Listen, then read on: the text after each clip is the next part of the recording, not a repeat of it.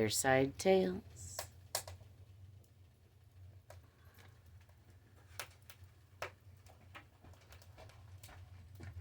Hello, I'm Merlin, Mililli. Welcome to my fireside, where I tell weird tales within tales. And I drink coffee. Drink coffee from my skull mug. Because I'm a deadhead.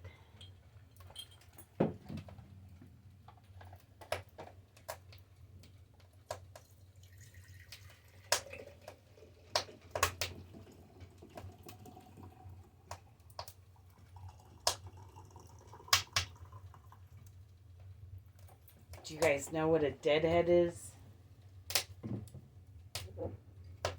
It's someone who really likes the Grateful Dead.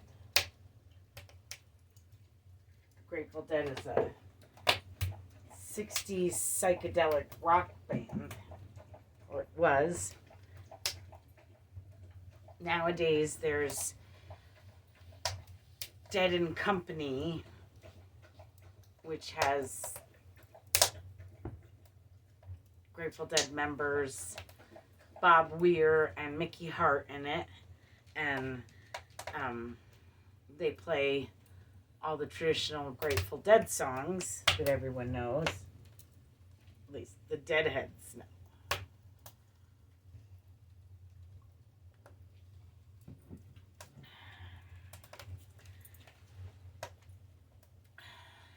So every week here at Fireside Tales, we get a little weird. Not crazy, because I didn't make any of this stuff up, but weird. Definitely weird. So we talk about reincarnation every week here at Fireside Tales. It's mainly why I make this show, is because people really don't seem to understand reincarnation. So I work hard every week to try to help people understand reincarnation. I can't remember a time where I didn't believe in reincarnation. And I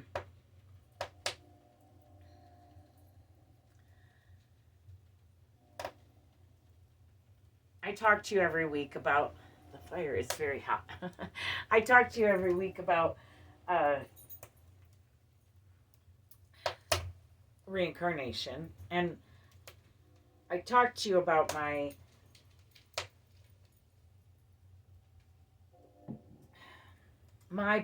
specific past lives and how I've visited the Akashic Records quite a bit.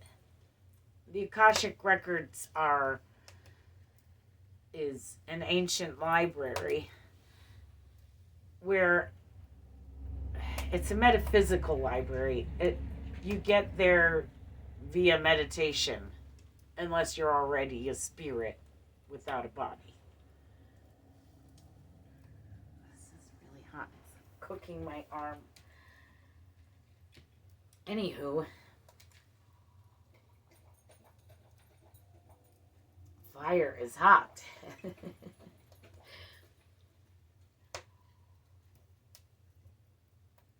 So is my coffee. Anywho, I'm gonna back this log up a little. It's really hot. Oh, that just made it more fiery. Oh boy. Anywho, so every week I talk about my book in the Akashic Records. Now, the Akashic Records, like I said, is a metaphysical library.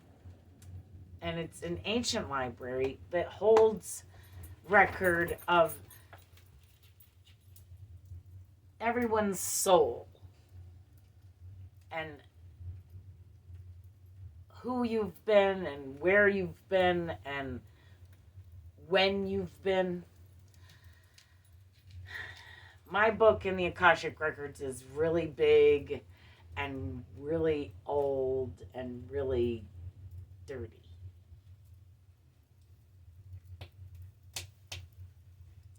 It's really hot.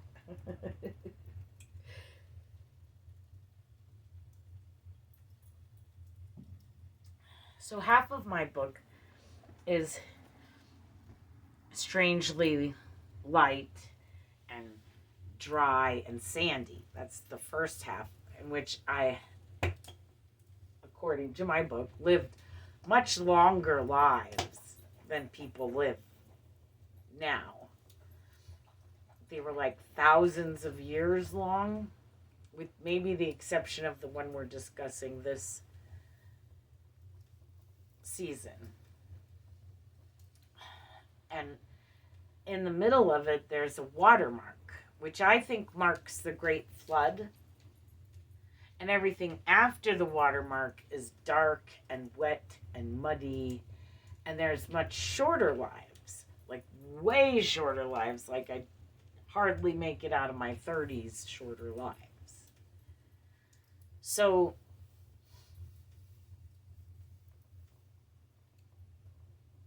this season we've been discussing a life in the light, dry, sandy part of my book. So we're still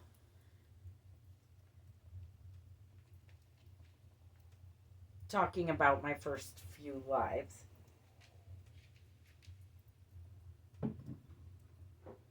In my book in the Akashic Records. So one thing I've found in my book in the Akashic Records is that I have a connection to the Grateful Dead via reincarnation. And if you want to know that exact connection, you have to go back and watch our very first episode. But every week here at Fireside Tales, I tell the story of the Grateful Dead.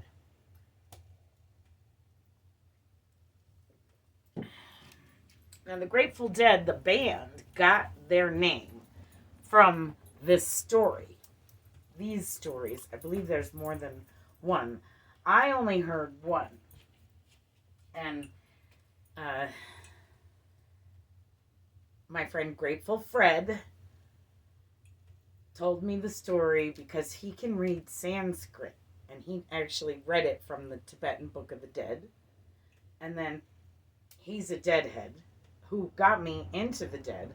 And then told me the story by a fire, as it should be.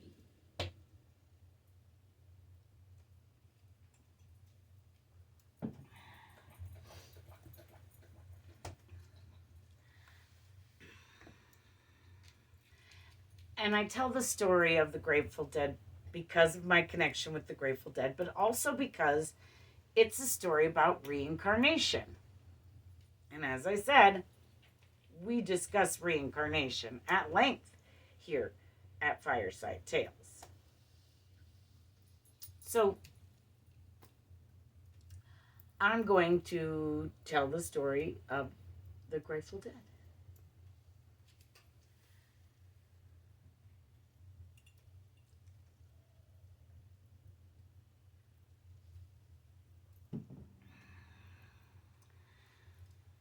Once, long, long ago, there was a traveler.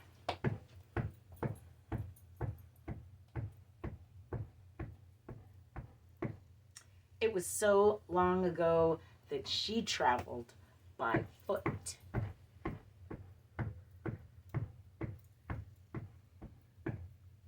One day she was traveling along and she happened upon a little village.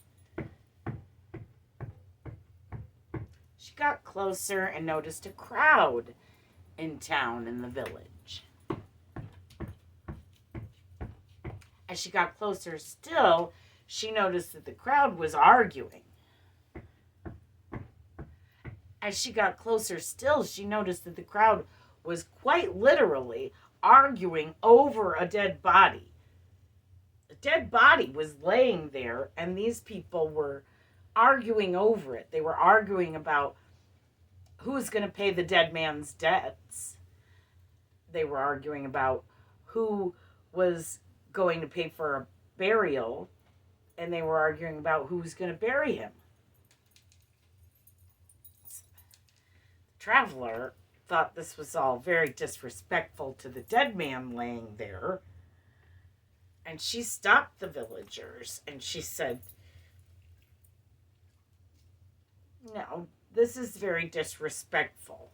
Now you're going to bury him, but I'll pay for it, and I'll pay his debts."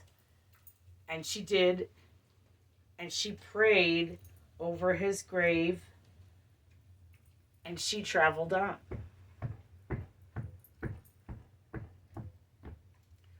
And then one day, decades later, the traveler, same traveler from the beginning of the story, happened upon a life or death situation where out of nowhere, a stranger just scoops her up and saves her life.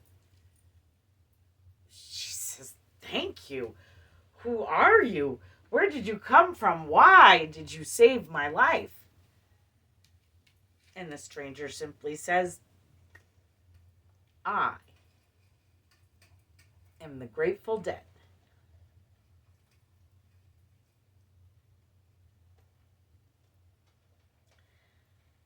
It's the dead man that was laying there that the traveler paid the debts of and paid for a proper burial and prayed over his grave.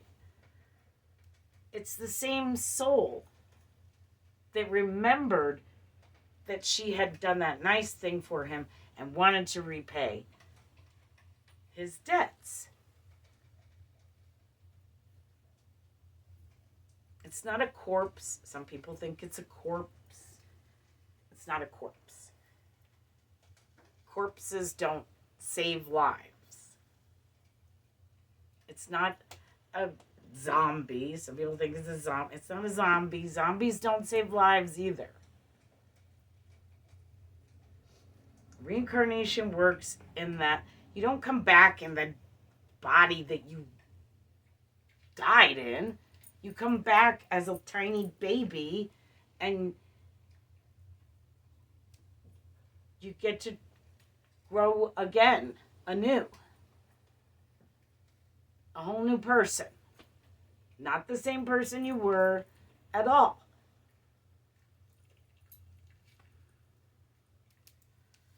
So I have threads in my book that connect each life to the next. And connect them all together. Fire is one of my threads. It used to be really, really important. Fire safety is also one of my threads because that also used to be very, very important because we used fire for everything once upon a time. And, you know, obviously my past lives are in my past, right? They're in our collective past. So fire was a big thing, and it was key to survival. And fire safety was also key to survival. You didn't want to burn down your village, right? You didn't want to burn down your house. If you have a fire inside, I have water in my kettle on the stove on top, and I have water here for my smudge stick, which I'll get to in a minute. Another one of my threads. And I also have a sprayer right around the corner in my sink. If you build a fire outside, you want to make sure there's no overhanging branches that can catch fire from trees. You want to make sure, obviously, like I said, it's in a clearing. And then you want to dig a pit and you want to line that pit with stones. And then you want to line that with stones to keep the fire within there. And then you also want to have some loose dirt or sand and a shovel and a water source or a bucket of water, and then you can have an outside fire. Maybe, if it's allowed. I know we have fire levels of danger or not danger. Excuse me. We have a Smokey the Bear down at the forest ranger station, and he tells us whether fire danger is high or low or what. And if it's really high, they ask you not to have fires outside.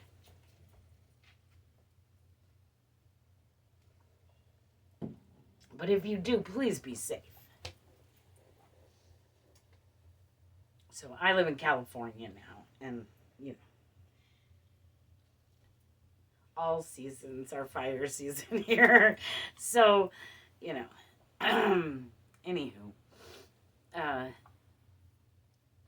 yeah, so my threads are fire safety, meditation, which is how I get to my book in the Akashic Records.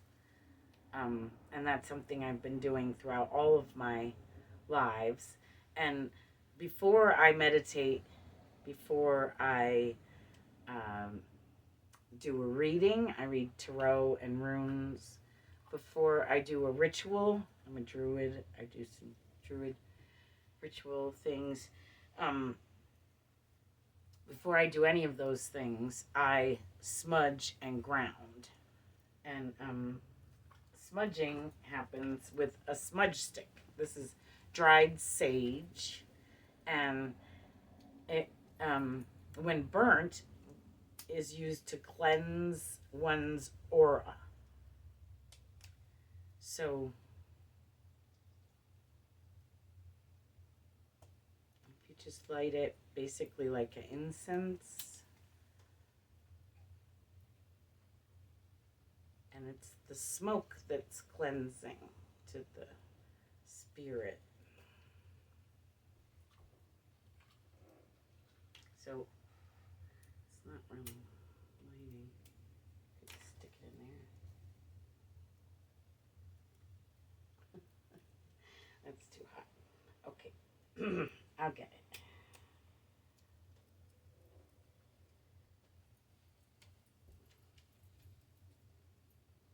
And you want to be careful with your smudge stick and make sure that you put out any sparks it might leave.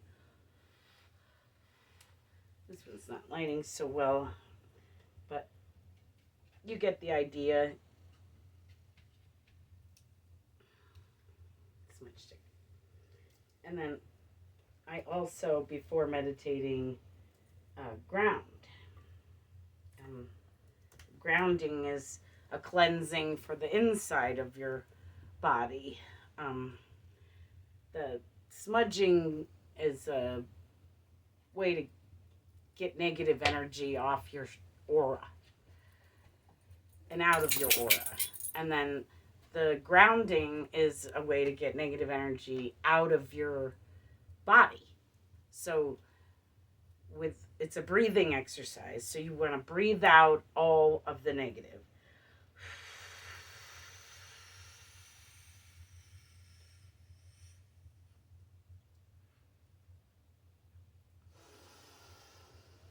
And then you want to breathe in positive and think an uber positive thought.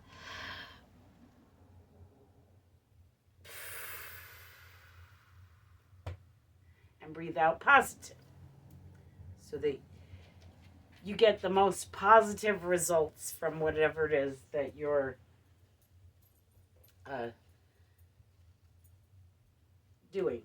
Meditating, doing a reading or a ritual. You'll get the most positive results available in the universe if you ground and smudge first. And I've been doing this for every life. Like I said, these are threads that these are threads that connect each life to the next, and all of them together. Also, I've always studied the stars. In this life we've been discussing in this season, um, in ancient Egypt, that of Hatshepsut, she studied the stars pretty intensely. She also studied stones and like masonry, but also crystals and stones with different properties. And she studied interdimensional travel. And these are all threads of mine. And so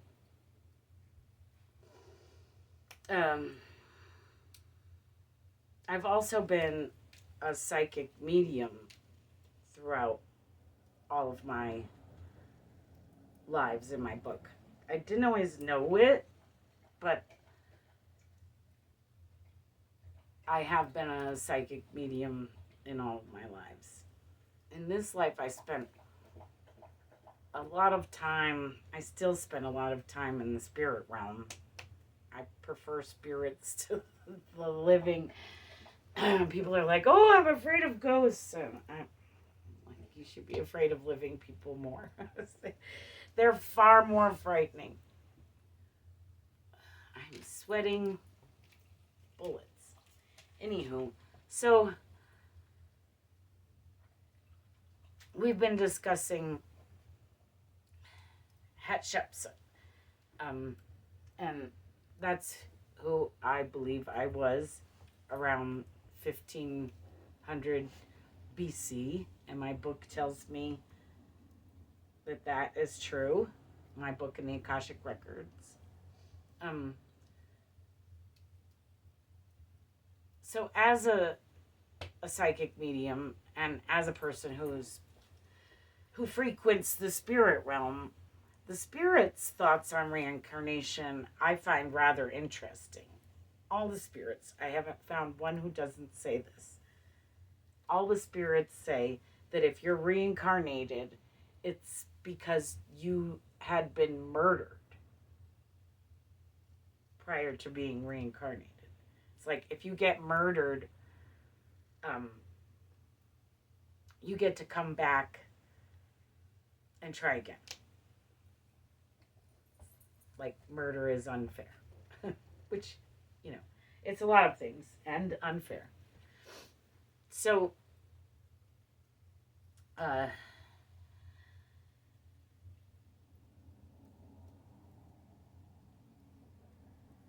reincarnation is another one of my threads. And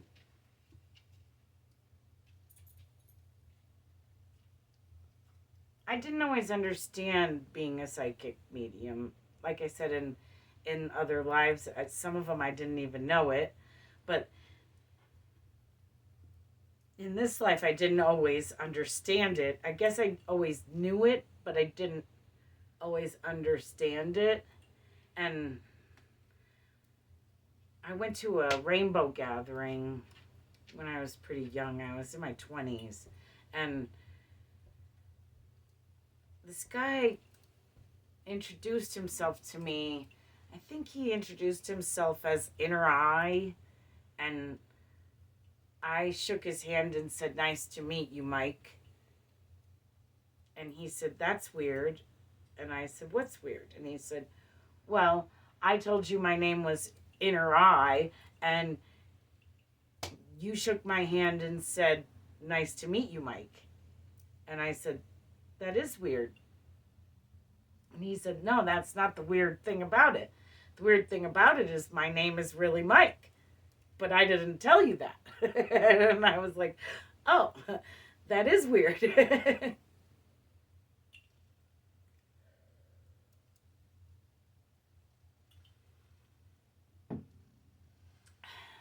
So that's been a thread and a predominant one in this particular life. And today we're going to discuss Hatshepsut's schooling. And I already discussed some of the things that she learned in school, but I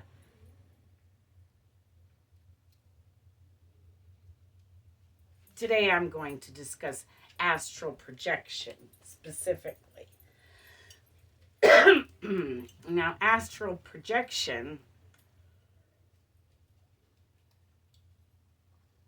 is kind of done meditatively, but obviously you do it with your soul and you don't take your body along. So you're astrally projecting your spirit out into the world. Now, I recommend if you do astral projection or try it, that you take your spirit guides. First, meet your spirit guides and then astral project. I mentioned that Hatshepsut also learned interdimensional travel, which is also done meditatively and is basically astral projection, but it's a little more complicated. You have to learn astral projection first before you can interdimensionally travel, for sure. But in ancient Egypt, this was common practice among a lot of people, astral projection, because the pyramids, what we used them for basically were like weights. Have you seen those helium balloons that have the little weight on it? Basically, the soul is the helium balloon, and the weight is the pyramids. So we tethered ourselves to these pyramids, and they were our taking off points and our coming back points, our landing points. They were not tombs. They weren't ever tombs. And they were power plants in a sense. But like I said, they were used, and the Sphinx also, were used to astral project and keep ourselves tethered to Egypt.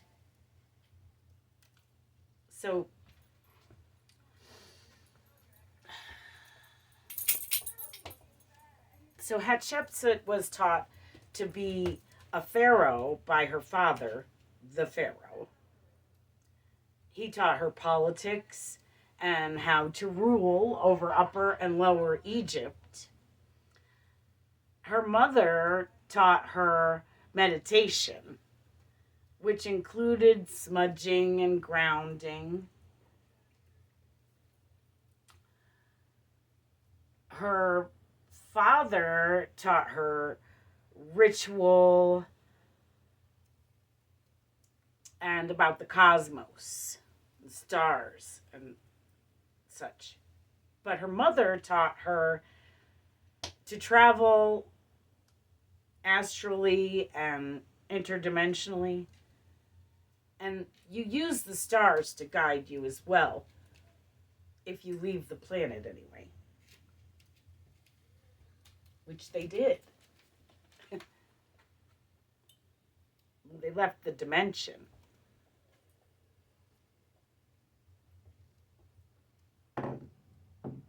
So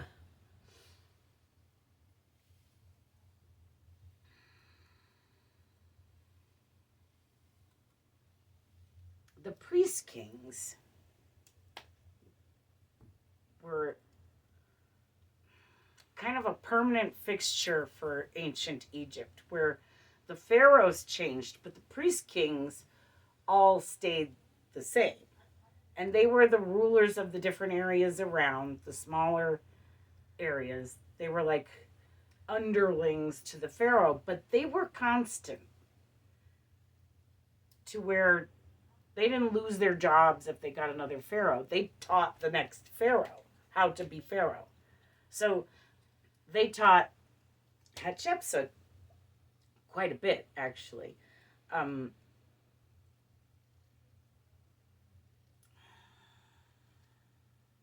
They taught her ritual and traditional healing and traditional ritual. They taught her tradition, basically. Um, and they taught her magic, which was also an ancient Egyptian tradition. Um, I've been, I'm still in communication with these priest kings, their spirits.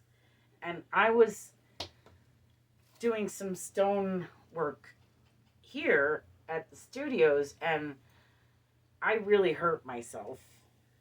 And so, since I hurt myself lifting stones, the priest kings came to me and told me that there was an easier way. And they said, if you lift the stone and hum, it will be much lighter. You can try this at home. Find a stone that you almost can't lift and try lifting it. And then hum while lifting it and see what the difference is. It's so much easier if you hum. I think music and singing, honestly, I think humans sang way before they spoke. And I believe singing and humming and music were a huge part of how the Egyptians built things. And they didn't really consider it magic because it just was. It was tradition. It was something that they taught each other and practiced while building things made out of stone, which would have been really, really, really impossible and heavy if they didn't, A, have electricity, which I believe they did, and B,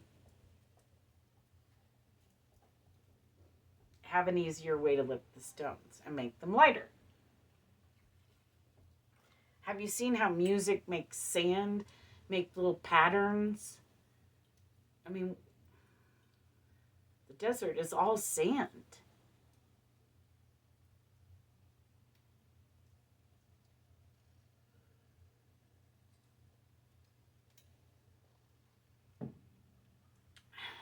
Anyhow, so, Hatshepsut was also taught how to read and write by the priest kings, which was really important to her ruling. And it was something very few people at the time knew how to do. Most people were illiterate in 1500 BC. And there were even fewer women in particular who knew how to read and write. So Hatshepsut was unusual in that she knew how to read and write and do all these other amazing things. So her father taught her about trade and farming and how to use the flooding of the Nile to their advantage rather than let it be a disadvantage. And they did. They used it really efficiently. And I'm not sure they even today use it as efficiently as the pharaohs did.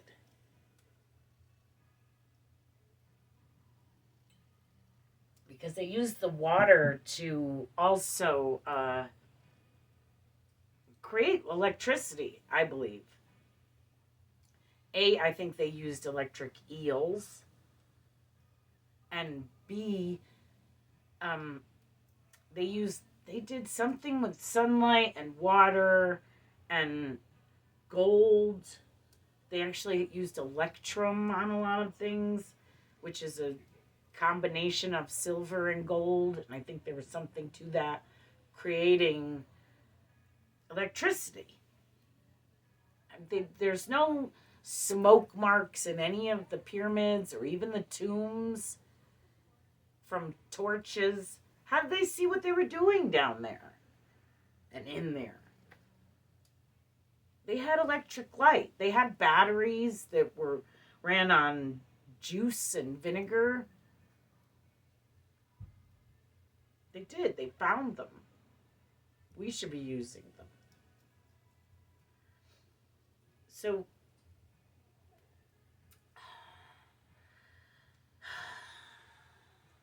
okay.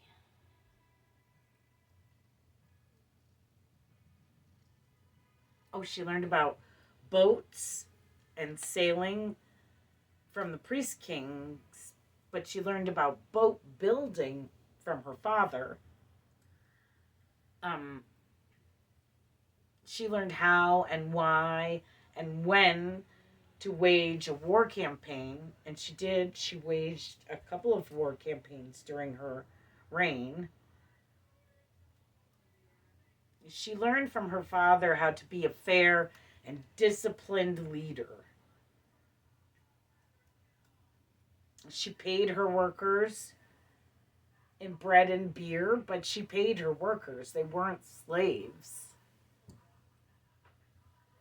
So, I'm not sure how much money was a thing back then. I think they had like gold coins, but not really money in the way that we understand it today. We made up money. It's basically pretend.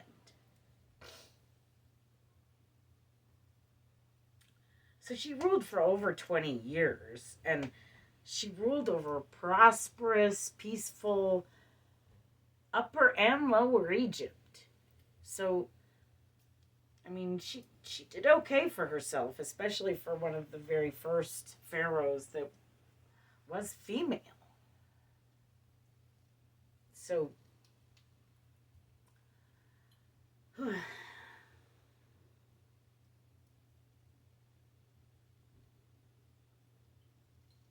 to Hatshepsut. So every week here at Fireside Tales, another thing I do is I've been singing David Crosby's Deja Vu. And I sing it because it's the only song I knew for a long time that was about reincarnation. So,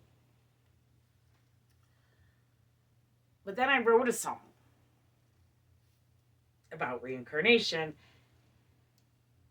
and I think I sang it once, maybe twice here on the show, and then David Crosby died, and I felt like I needed to go back to singing Deja Vu just for David. So we went back to singing Deja Vu just for David. So I'm going to do that now.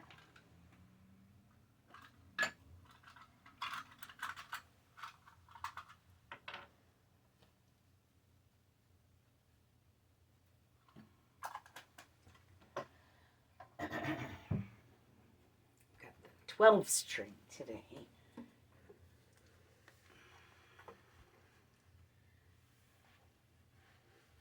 Tells me David wanted me to get a little more creative. And he used to play this on 12 strings. Trying to make it sound like David, but like me too, all the same.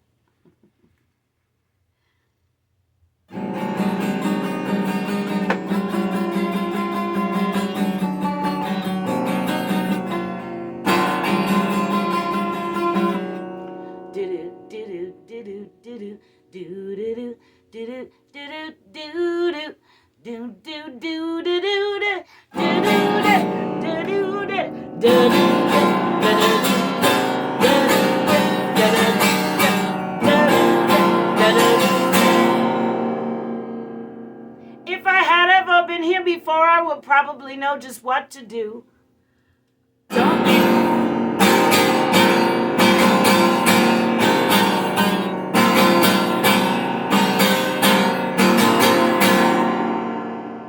If I other time around the wheel, I would probably know just how to deal with all of you.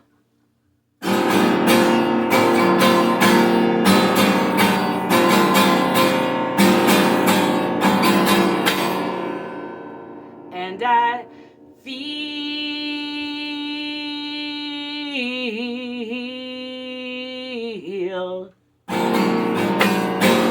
like I've been here before.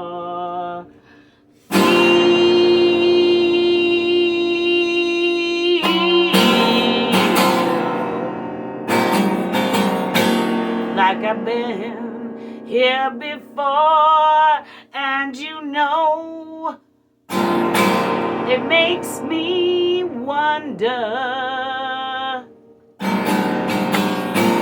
what's going on.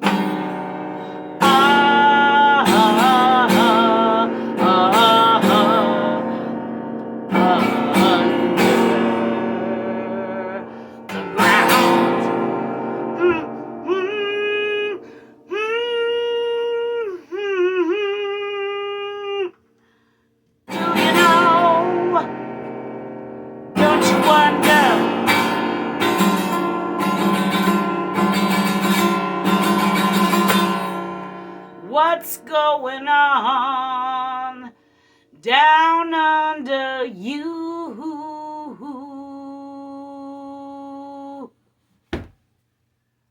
La da da, la da da, la da da da, la da da da.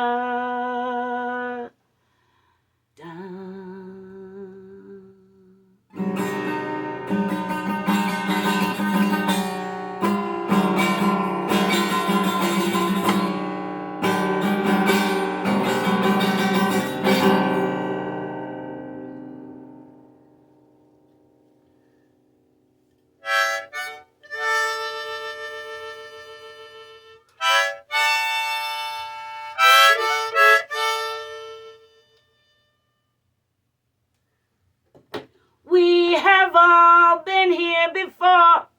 We have all been here before.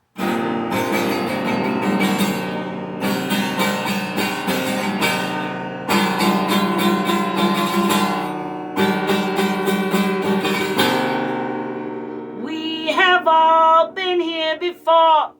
We have all been here before.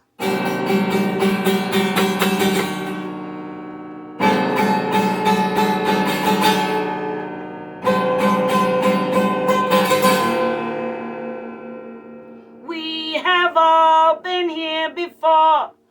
We have all been here before.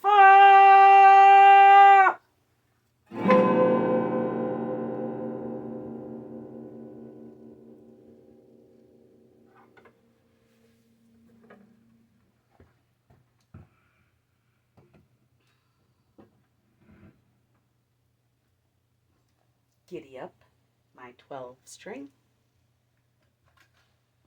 She sounds so pretty, doesn't she? Much less effort. Oh, so that's about it for me today.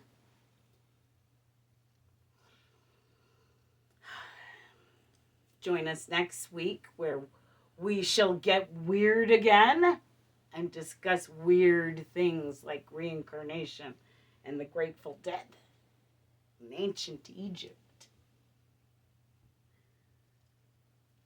Thanks for watching. Have a weird and wonderful weekend.